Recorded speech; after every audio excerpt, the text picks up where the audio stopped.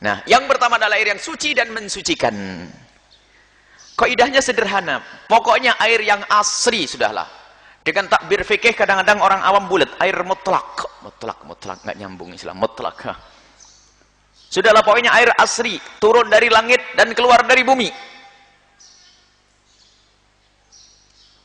Wa anzala minas sama'i ma'an tahura. Yang hafal Quran. Al-Furqan ayat 48. Wa anzala minas sama'i ma'an tahura. Semua yang turun dari langit suci. Biarpun dalam bentuk air susu, hujan susu di Al-Bahjah, boleh pakai wudu. Paham enggak? Hujan kopi hangat. Pokoknya rumus yang dibantah sudah. Turun dari langit. Ada kan? Kalau ada hujan kopi gimana hujan susu? Boleh enggak? Boleh. Enggak ada orang bikin susu di atas sana. Itu namanya air warnanya warna susu. Ada pernah dulu satu orang wali punya karomah di Aden, hujan susu, boleh dipakai wudu. Sebab susu yang sebenarnya yang keluar dari kambing dan onta itu, ya kan? Sapi. Maka ingat, makanya disebutkan nanti dalam buku Buya adalah dalam bentuk dan warna apapun. Air yang keluar dari bumi, bukan minyak, orang bisa bedakan. Air yang keluar dari bumi biarpun warnanya warna teh. Di Palembang, di Pontianak, warnanya warna teh. Suci atau tidak? Warna apapun. Warna biru, warna kuning, warna hijau. Wa yunazzilu 'alaikum minas sama'i ma'an litahhirakum bih. Allah menurunkan kepada kalian dari langit air litahhirakum bih untuk kalian bisa bersuci. Al-Anfal ayat 11. Yang dari bumi ceritanya ada para sahabat Nabi di atas kendaraan. Di atas perahu. Bicara tentang punya air sedikit, kalau diminum habis nanti bagaimana? Bicara tentang air laut. Wal hillu wal wattahuru ma'uhu al hillu maitatuhu. Rawahu khamsah. Diriwayatkan oleh Imam Abu Dawud, Imam Tirmidzi, Imam Nasa'i, Imam Ibnu Majah dan Imam Ahmad. Ini hadis sahih. Ceritanya apa? Air laut. Air laut itu bagaimana air laut? Kok asin? Dipikir nggak boleh berwudu. Mungkin begitu sahabat Nabi. Kan selama ini wudu di daratan, airnya sejuk, air zam-zam seger. Di laut asin ya Rasulullah, bagaimana? Wattahuru ma'uhu. Suci airnya. Kalau sudah air laut suci, air laut itu bercampur dengan macam-macam. Air sungai, air ini. Maka dari sini dipahami oleh para ulama, semua yang keluar dari bumi adalah suci. Selesai. Yang asli belum bercampur dengan sesuatu yang merusaknya. Makanya dikatakan air yang masih asli turun dari langit, keluar dari bumi yang ada 3 catatan. Belum digunakan untuk bersuci. 1. Yang kedua, tidak bercampur dengan sesuatu yang lain yang merusaknya, merusak sifatnya. Yang ketiga, tidak bercampur dengan najis.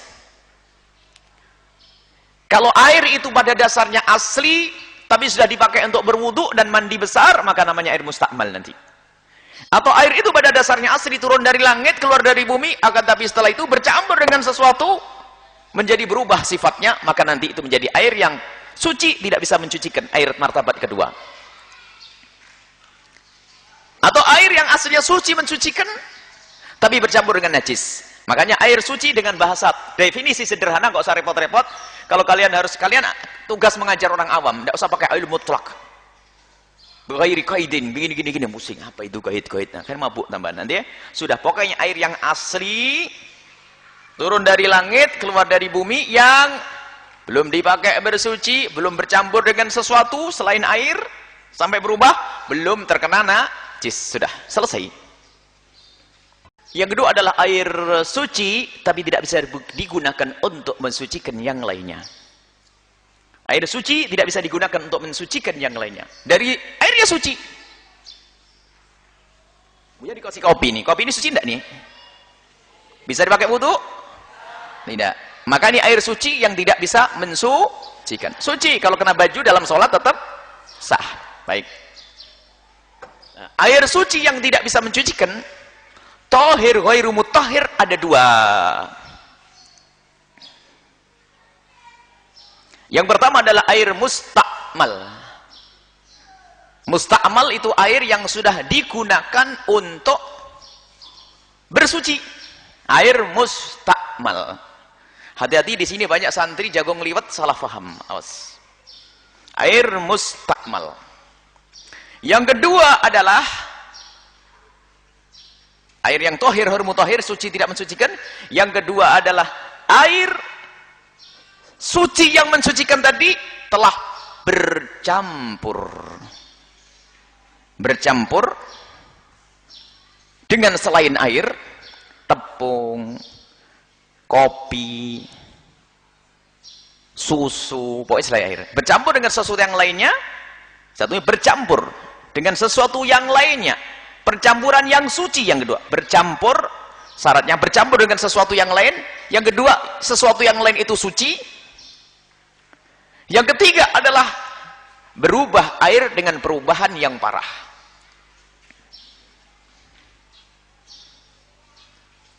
Ini Buya bahas dulu karena enteng. Nanti bab mustakmal agak panjang.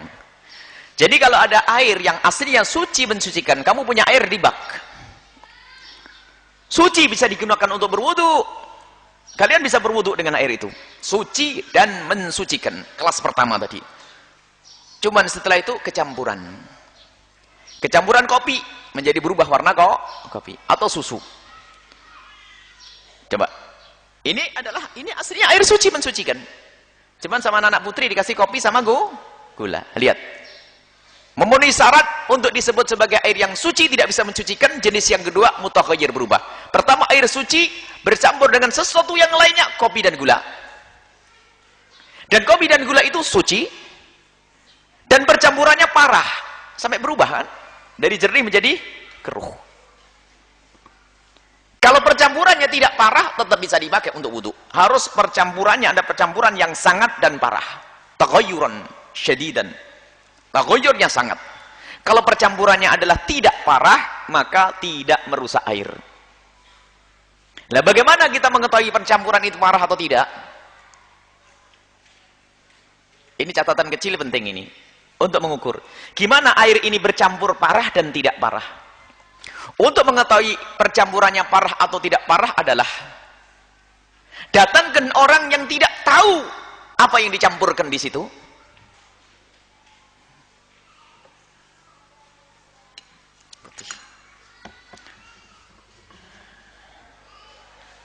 Kemudian suruh lihat. Kalau orang tersebut setelah melihat langsung tahu, berarti percampurannya parah.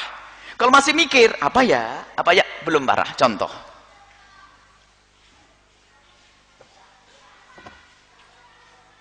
Apa campurannya? Apa sih? Nah, kalau ente tahu bilang kopi. Cuman bagi orang yang baru ngomong apa? Teh kayaknya, mungkin teh, mungkin sirup, mungkin nggak apa-apa. Boleh dipakai wudu. Jelas. Selagi percampurannya bagi orang yang baru tidak bisa langsung ngeciri campurannya apa. Nah, ini juga kadang tidak dibahas, makanya bingung. Taghayyur fahish itu kayak apa sih? Ya gitu. Pokoknya kalau orang baru dikasih tahu apa itu. Nah, kalau ini langsung kopi. Nah, kalau ini masih tetap seger, rasa kopinya nggak ada, rasa tehnya nggak ada. Nah, masih bingung. Berarti taghayyur ini belum fahish, belum parah. Nyambung atau belum? Itu loh fikih. Nah, jangan hanya taghayyur sampai ini nggak nyambung. Makanya ada sebagian pondok pesantren kamar mandinya kan nyambung kolamnya. Macam-macam itu, ada sabun, ada kudis, ada macam. Nah, ini kan keruh. Boleh dipakai wudu?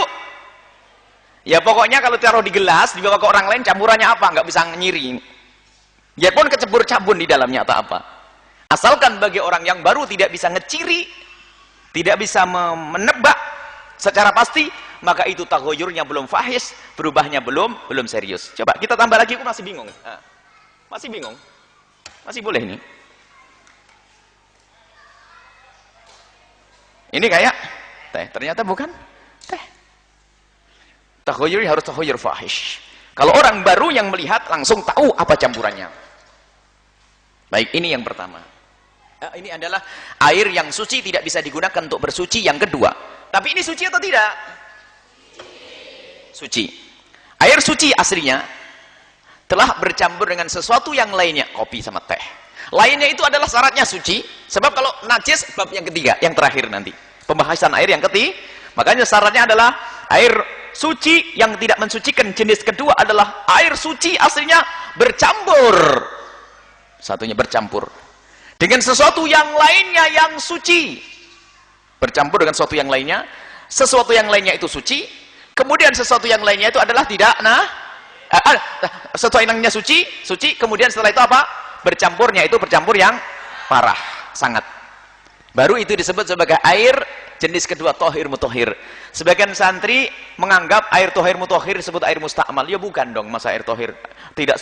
Air mustakmal itu bagian yang pertama tadi. Yang air mustakmal digunakan untuk berwudu. Kalau ini bukan mustakmal. Selesai ya? Nah, baru kita naik lagi kembali. Sebab air suci tidak bisa mensucikan dibagi dua. Yang pertama air mustakmal, yang kedua air adalah mutaghayyir. Mustakmal sudah dipakai untuk bersuci, yang kedua mutaghayyir sudah dibahas mutaghayyir. Sekarang air mustakmal. Air mustakmal ada dua. Yang pertama adalah mustakmal untuk mengangkat hadas, yaitu wudu dan mandi besar. Yang kedua adalah air mustakmal untuk mengangkat najis. Air mustakmal untuk mengangkat najis. Air mustakmal untuk mengangkat najis. Untuk membersihkan najis, mensucikan najis lah. Air mustakmal yang pertama adalah untuk mengangkat hadas. Hadas ada dua, hadas besar dan hadas kecil. Maka air tersebut akan disebut sebagai air mustakmal dengan 3 syarat. Air disebut sebagai air mustakmal kalau memenuhi 3 syarat. Yang pertama, lihat, ini sering santri ngantuk, ini lihat. Yang pertama adalah airnya sedikit. Air tersebut kurang dari 2 kolah. Dalam mazhab Syafi'i, 2 kolah kurang lebihnya 216 liter. Jika air itu kurang dari 2 kolah, maka disebut sebagai air sedikit. Kalau air kolam yang raksasa, nggak masuk pembahasan di sini. Ini hanya air sedikit. Yang pertama, airnya harus sedikit. Yang kedua, air sedikit tersebut sudah digunakan untuk membasuh basuhan yang wajib. Ingat, anak-anakku semuanya, basuhan yang wajib dalam wudu adalah basuhan yang pertama. Membasuh wajah yang pertama. Jadi basuhan wajah yang pertama itulah yang bisa menjadikan air sedikit tersebut menjadi mustakmal. Basuhan yang pertama. Ini basuhan yang pertama. Mandi besar, basuhan yang pertama. Basuhan kedua, ketiga adalah sunnah. Maka basuhan yang kedua, misalnya kita sudah ini basuhan inilah yang pertama, inilah yang menjadikan air bisa mustakmal. Adapun basuhan yang kedua tidak. Misalnya membasuh tangan. Yang pertama bisa menjadikan air mustakmal. Tapi basuhan yang kedua tidak. Banyak santri ngantuk. Katanya air kesentuh saja langsung jadi mustakmal. Ini adalah santri ngantuk. Santri ngeliwatan. Ada air kecil, sedikit, 1 bak kecil. Disentuh sama kawannya nyuci tangan habis makan. Loh, mustakmal itu. Nah, ini ngantuk itu. Lihat, ini banyak santri kepleset di sini. Yang biasanya baca kitab dari awal sampai akhir terus sambil tidur nunggu nyembelih ayam di belakang itu ini. Ini ada. Jadi syarat yang ketiga, air terpisah dari anggota yang dibasuh tersebut. Air terpisah dari anggota yang dibasuh tersebut. Airnya terpisah dari anggota yang dibasuh. Contoh,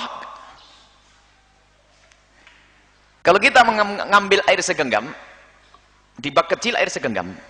Kalau bak kecil, kita mengaduk-ngaduk bak kecil dengan tangan kita, tidak akan menjadi air mustakmal. Pakai kaki juga. Kita nyebur juga tidak menjadi mustakmal. Ini harus paham kalian. Banyak ini salah. Bahkan di musola-musola kecil banyak orang yang salah paham di sini. Apalagi yang dulu mandinya pakai apa? Pakai padasan kendi terus dilolobangin gitu. Ditutup pakai tangan, oh mustakmal, jangan dipakai lagi, dibuang lagi. Siapa yang bilang mustakmal ayo? Kecuali orang ngantuk. Dan anehnya kita bertemu dengan katanya Ustadz salah paham, ini ngaco. Kerusak umat ustadznya saja salah. Gimana orang awam? Itu bukan mustakmal, yang mustakmal memenuhi 3 syarat. Air yang sedikit, 1, yang dipakai untuk basuhan wajib, kemudian setelah itu apa? Sudah terpisah dari anggota. Misalnya apa? Saya ngambil segenggam air. Yang menetes ini loh yang disebut sebagai air mustakmal. Yang masih di sini tidak. Adapun yang di bak kecil yang saya ambil, ya tidak. Tidak akan menjadi mustakmal. Untuk mandi besar, saya ambil biur. Yang di bak tidak. Begitu juga, air satu bak 100 liter atau 200 liter. Tidak sampai 216, kurang lebihnya deh. Kalau mandi besar, anggota tubuhnya kan seluruh tubuh ya. Alah, sama. Pokoknya sudah dipakai untuk membasuh yang wajib menjadi air mustakmal. Asalkan memenuhi syarat. Airnya sedikit, digunakan untuk membasuh yang wajib, terpisah dari anggota tubuh yang dibasuh. Contoh, ada air satu bak, isinya 100 liter. Banyak, lumayan. Tatonya ada temanmu yang iseng, baru haid suci. Saya niat mandi besar karena haid. Dicelupin jemarinya, diangkat. Dicelupin, lalu diangkat lagi. Gimana hukumnya airnya? Mustakmal. Kenapa? Airnya sedikit, kurang dari 2 kok. Digunakan untuk yang sudah Alah. Ini gara-gara faham yang ini dibawa ke faham air secara umum. Ini loh yang sering salah santri. Kisahnya kalau air satu bak kesentuh sama kita itu menjadi air mustakmal kalau memang dia niat untuk mandi besar, atau giliran orang basuh wajah. Habis basuh wajah, basuh apa? Tangan. Habis basuh wajah di bak. Baknya kecil, basuh wajah. Setelah basuh wajah, basuh tangan. Niat membasuh tangan lalu diangkat menjadi mustakmal. Tapi kalau tidak memasukkan tangannya, tidak niat membasuh, enggak. Biarpun gilirannya tangan. Contoh, habis basuh wajah, air bak. Tidak usah pakai gayung, enggak apa-apa. Air sedikit, satu bak kecil begitu, langsung kita wudhu. Pakai tangan. Enggak usah ragu-ragu, ini ilmu. Nunggu cari gayung enggak wudhu nanti tambahan. Gayungnya pecah, gayung pondok. Langsung dijauh supaya tidak netes ke sana. Baru setelah itu untuk tangan, asalkan waktu masuk ke jangan niat membasuh tangan, tapi niat mengambil, niat ikhtirab, ngambil, taruh luar, masukkan lagi, ini tidak niat membasuh, tidak merusak air. Selesai. Ya. Jadi syaratnya harus dipahami. Syarat yang pertama adalah apa? Airnya sedikit. Tapi kalau kalian mandi di kolam yang gede, lagi mandi besar, nyebur, naik, juga tidak apa. Sama halnya tadi. Harus pahami. Selagi belum terpisah, tetap dianggap sebagai air suci dan mensucikan. Contoh. Seorang suami mandi besar. Baknya airnya cuma sedikit. Ya? Airnya sedikit. Setelah airnya sedikit, dia nyebur, nyelam. Istrinya wudhu di atasnya. Boleh. Karena airnya belum menjadi mustakmal. Belum terpisah dari orang yang mandi. Orangnya nyelam masih di dalam. Istrinya mandi di atasnya. Harus paham begini ya. Tapi kalau suaminya sudah naik, rusaklah air. Ini dalam madhab Imam Syafi'i. Kalau bicara madhab Malik, nggak ada itu semuanya. Selesai. Madhab Syafi'i. Jelas? Air mustakmal untuk mengangkat dari hadas. Tolong dibelajar yang serius anak-anakku. Jangan salah paham fikih begini ini. Karena kita temukan santri-santri itu banyak salah paham. Ini menjadi musibah, ngerepoti orang kampung. Jadi ustadz kayaknya meringankan tapi malah merepotkan.